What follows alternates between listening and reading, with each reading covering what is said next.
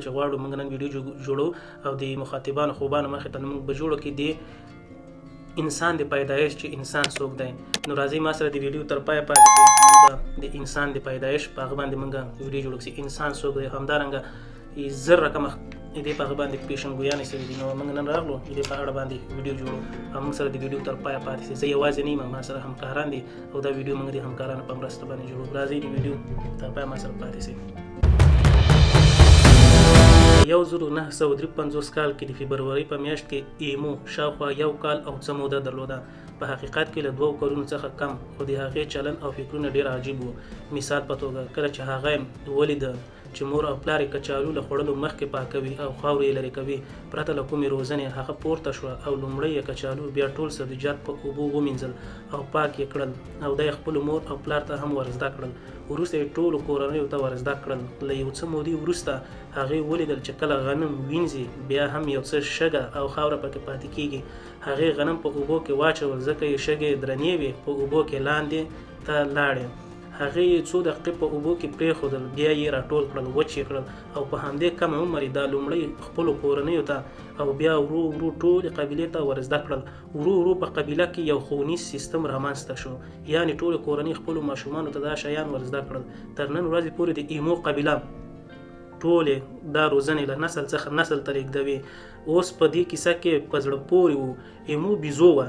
هو، ایمو یوه بیزو وه چې له 2 کلونو څخه کمه وه. جاپاني ساینسپوهان په 1953 کال کې د ایمو په نوم د یوې بیزو له کارونو څخه حیران شول چې له 2 کلونو څخه کمه وه او دوی د حیرانتیا او هیجان او چیرته وو کله چې دوی ولیدل چې په چټکۍ سره یو ښوونیز سیستم یې په قبیله کې له نسل څخه نسل ته رامنځته کیږي.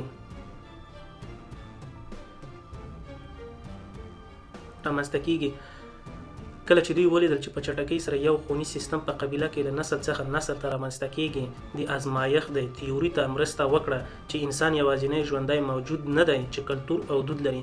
د ایمو په قبیله کې هغه ډول چلندونه یوازې د دې لپاره دوام نه درلود چې ګټور وو. په حقیقت کې د ځوانانو او راتلونکو نسلونو لپاره په دود او کلتور بدل شول. تر نن ورځې پورې هغه دودونه په قبیله کې دوام لري او حتی که دوی ته یو پاک او جراثیمي خواړه ورکړل شي، خامخا د هغه کلتور له امله چې په قبیله کې رامنځته شوي او له مشرانو څخه ورزده شوي، لومړی یې وینځي یا لومړی په اوبو کې اچوي، بیا یې راټولوي، خواړه یې وچوي او بیا یې خوړل پیل کوي. اوس پوښتنه دا ده چې زموږ څومره چلندونه د کلتور او دود له امله دي چې له کورنۍ او مشرانو څخه مو زده کړي دي. د دې پوښتنې ځوابونو او پوهېدو لپاره چې آیا موږ په رښتیا انسان یو که نه، موږ غواړو د انسان په نوم د کلمې د رامنځته کېدو خط تعقیب کړو او د هغې تر اصل پورې ورسیږو. که موږ د ننني انسان د DNA موجود اسنادو ته وګورو او د هغو DNA سره یې پرتله کړو چې د تاریخ پوهانو په کشفیاتو کې موندل شوي، موږ په افریقا کې د ننني انسان سره یو ګډ نیکه پیدا کوو. کله چې یو نیم سل زره کاله یعنې 1.5 کاله کلونه څخه ډېر پخوا اوس که دا شمېره 15 تر 9 میلیونه کلونو ته ورسو، موږ له چمپانزو سره خپل ګډ نیکه پیدا کوو. او اوس که دا شمېره 2 برابره کړو یعنې 10 تر 14 میلیونه کاله پخوا، موږ یو لړ فایلسونو ته ورسیږو چې د انسان د نیکه او یو شمېر لویو بیزوګانو ترمنځ یو ډول مشترکات ښیي. او په زړه پورې دا ده چې که موږ په همدې توګه شاته لاړ شو، یو داسې ځای ته ورسېږو چې د انسان او په نړۍ کې د نورو موجودو ډولونو ترمنځ توپیر له څو ګامونو څخه ډېر نه دی. دلته زه یو اشاره چارلس ډاروین ته کوم. دا څوک دی؟ هغه یو لوی برتانوي ساینسپوه و چې ډېر د بیولوژي په برخه کې مشهور دی. په 1859 کال کې هغه یو تیوري مطرح کړه چې د تکامل تیوري یا د ډاروین تیوري په نوم یادېږي. د دې تیوري لنډیز څه وایي چې د نړۍ موجود ډولونه د وخت په تېرېدو او له نسل څخه نسل ته یو لړ بدلونونه کړي دي. اوس دا بدلونونه یا په جینونو کې وو یا بایوکیمیاوي وو یا ډېر نور بدلونونه چې ناخود آګاه ډول یې د مختلفو ډولونو په چلن کې بڼه او د نسل په پاتې کېدو جدي اغېزه درلوده. یعنې د مثال په توګه یو ډول په بشپړ توګه له منځه تللي، یو ډول تکامل موندلی، یا یې بڼه بدله شوې یا یې چلن بدل شوی او داسې نور شیان. ولې مو دا وویل؟ که موږ د تکامل تیوري یعنې داروین نظریه او خبره په بشپړه توګه ومنو، په حقیقت کې دا منو چې په اصل کې هیڅ مشخصه شیبه شتون نه درلود چې چې د انسان په نوم یو ډول رامنځته شي او نننی انسان د یو لوی بیزو څخه یو تکامل دی. د بیلګې په توګه هماغه لوی بیزو چې ویل کېږي شاوخوا 14 میلیونه کاله پخوا وو او فسیلونو هم له موږ سره یو لړ مشترکات ښودلي دي. په زړه پورې دا ده چې یو شمېر بیولوژي پوهان او فیلسوفان اوس شتون لري چې وایي د انسان او په نړۍ کې د نورو ډولونو ترمنځ توپیر په ځانګړې توګه بیزوګانو ترمنځ دومره کم دی چې په هیڅ ډول یې تشخیص وړ نه دی او یو شمېر یې بیا 2 په دې باور دی چې د مثال په توګه همدا بیزوګانې چې د انسان ته دومره ورته دي باید د انسان په اخلاقي ټولنه کې او د انسان د حقونو سره سم طبقه بندي شي.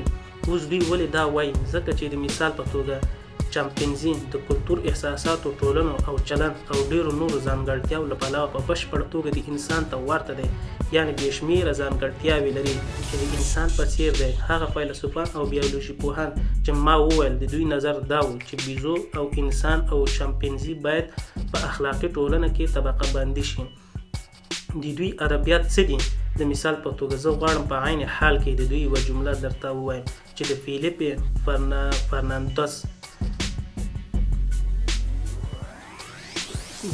فرناندس په کتاب کې لیکلې ده. دوی وایي چې موږ ټول بیزوګانې له وسیلو څخه کار اخلو، البته په قوس کې باید ووایم چې د موږ ټول له جملې څخه د دوی مطلب موږ انسانان، بیزوګانې، چمپینزي، ګوریلې، اورانګوتاني ټول په یوه کټګورۍ کې ویني.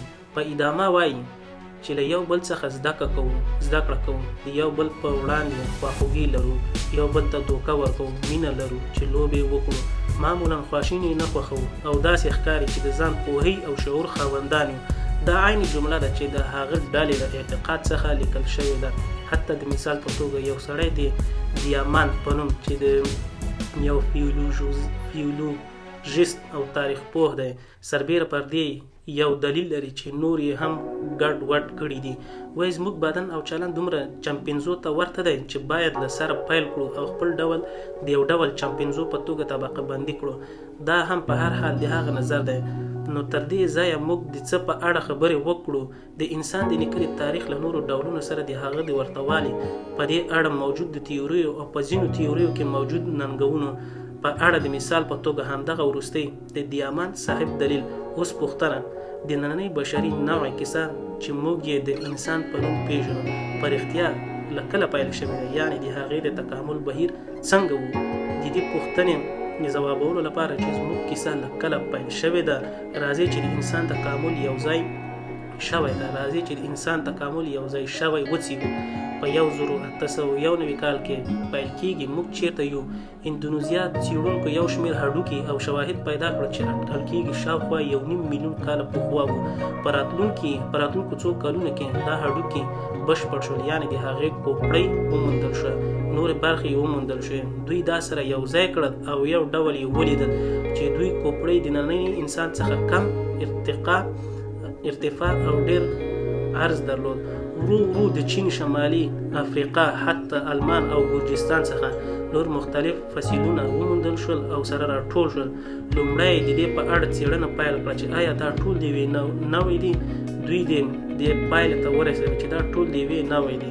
کله چې دوی دا بشپړ کړل، دوی ولیدل چې دا څومره انسان ته ورته دی. یوازې د هغه حوض ډېر لوی دی او کوپړۍ هم هماغه حالت لري، کمه ارتفاع او ډېر عرض لري او خامخا دا په 2 پښو ګرځېدل.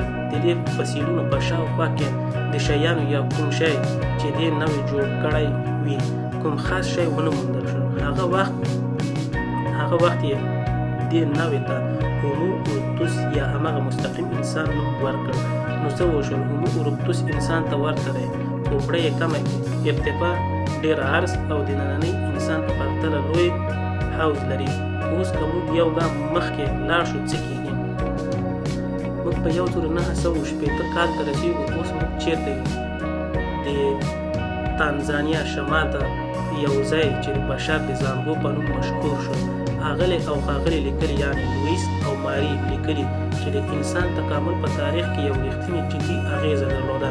د انسان د یو ډول هډوکو آثار پیدا کړل چې کوپړۍ یې لویه وه خو غاښونه او جبره یې کوچني وه. دوی ډاډه وو چې دا په خپلو 2 پښو ګرځېدل بیا یې څېړنه پیل کړه او وموندلې دا شیان چې دوی پیدا کړي وو لږ تر لږه د 2.5 میلیون کلونو پخوا وو، یعنې له هومو اروکتوس څخه 1 میلیون کلونه پخوا د فسیلونو په پوپړۍ کې چې دوی پیدا کړي وو د دماغ د بروکا آثار وموندل شول. د ساینسپوهان په هغه وخت کې په دې باور وو چې دا دماغ بروکا همغه برخه ده چې د انسان له خبرو کولو سره تړاو لري، یعنې د خبرو کولو امر ورکوي. د دې نوي شواهدو او هغه شیانو په اساس چې دوی پیدا کړي وو پایلې ته ورسېدل چې آیا د هوموز یو نوی ډول دی. دوی بیا لټون پیل کړ چې وګوري دا نور څه لري او څه نوم ورکړی. لومړی د هومو هابیلیس نوم ورکړ چې لفظي معنی یې ماهر انسان دی. اوس ولې دا نوم ورکړ؟ د هغو شواهدو له امله چې دوی پیدا کړي وو دوی یو څه شیان پیدا کړل او وموندل چې د هومو بیلیس ته د مهارتونو درلودونکي وو او د ډبرو وسایل جوړول. د مثال په توګه په همدې د بشر د زانګو په دره کې یوه تبر پیدا کړ چې له ډبرې څخه جوړ شوی وو. بله مهمه خبره دا وه چې دا شیان په دې هومو هابیلیس جوړ کړي وو ډېر نازک وو، ظریف کاري یې ډېره وه، یا یې ډېر پیچلی لاس وسایل جوړ کړي وو. د دې کشفیات په اساس څېړونکو هغه وخت انسان ته د وسیلې ساز په توګه تعریف کړ، یعنې د انسان نیکه یا هومو ته یې وویل چې انسان وسیله ساز دی. اوس یو څه مخکې راځو. په 1984 کال کې اوس موږ چیرته یو؟ کینیا یو شمېر فسیلونه کشف شول چې کله یې سره یو ځای کړل لومړی یې فکر وکړ چې دا همغه هومو اروکتوس دی، خو کله چې نور څېړنه وکړه وموندل چې د هغې کوپړۍ نرۍ ده او په ټولیزه توګه د بدن هډوکي نري دي. د هومو اروکتوس حوض لوی و، دا نړۍ ده، پښې یې اوږدې دي او حوض یې نننی انسان ته ډېر ورته دی. او له ټولو مهم د فسیلونو تاریخ هم ډېر 8,00,000 کلونو پخوا ته رسیږي. نو دوی دې پایلې ته ورسېدل چې یو نوی ډول مو کشف کړی چې نننی انسان ته ډېر ورته دی. بیا یې د هغو فسیلونو په شاوخوا کې لټون پیل کړ چې دوی پیدا کړي وو. تبر د ساتور او داسې شیان یې پیدا کړل چې د پخوا پرتله ډېر نازک او متنوع وو.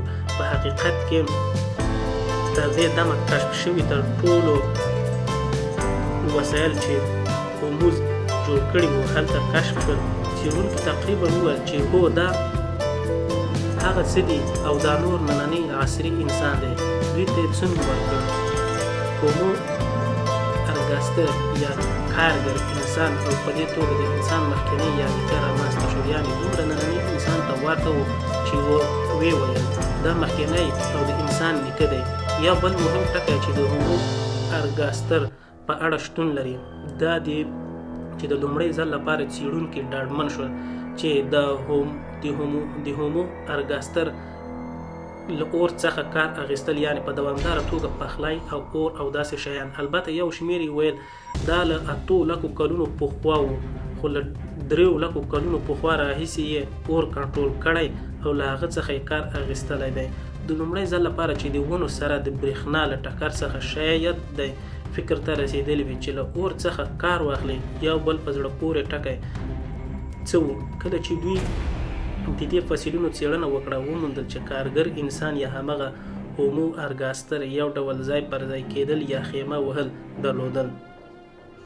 دا لومړی ځل و چې داسې شی کشف کېده چې دوی یو څه شاوخوا وکتل او وموندل چې دا خلک کار ته تلل او د حیواناتو غوښه یې خوړله.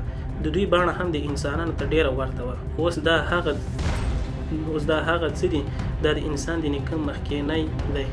هغه د نننی انسان ډېر باورونه ترسره کول. د دې فسیلونو په څېړنه کې دوی دې پایلې ته ورسېدل چې دا هومو ارګاستر ویل دا له 8,00,000 کالو پخوا و، خو له 3,00,000 کلونو پخوا راهیسې اور کنټرول کړی و او له هغه څخه یې کار اخیستلی دی.